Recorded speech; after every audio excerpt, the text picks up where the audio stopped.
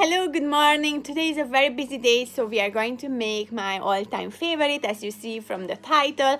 This is chia pudding with coconut flakes and berries. If you are new here, my name is Yvette, and we do videos just like these ones for the weekends. On Mondays, we always do beginner videos for keto, weight loss, and intermittent fasting. And on Wednesday, we do advanced type of videos for weight loss, keto, and intermittent fasting. So if you like this, definitely hit the red subscribe button and the bell so you don't miss any of our videos.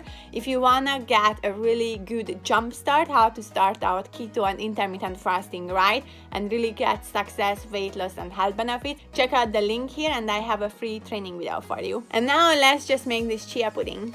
Alright, so the ingredients are very simple. You basically need powdered sweetener, or you can use normal sweetener, erythritol, xylitol, or monk fruit, anything you like. You need unsweetened almond milk. You need chia seeds, of course, coconut flakes, just like this one, a bit of a vanilla, and a few berries on the side. You take 2-3 tablespoons of chia seeds into a bowl, just like this one. Then you can add 2 or 3 tablespoons of coconut flakes, a hint of vanilla, 1 tablespoon of powdered sweetener, and then you mix this together.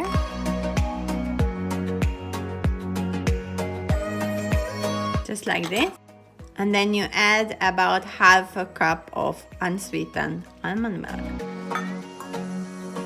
You mix this up.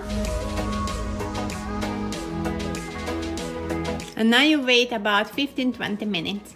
Alright, and at this point you can see the chia pudding is really a pudding at this point. And now what you do, you just add your berries on top, just like this.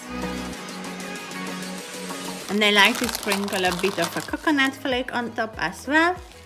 And ready to go. Okay guys, if you like this video, smash that like button and see you in my next video. Bye bye.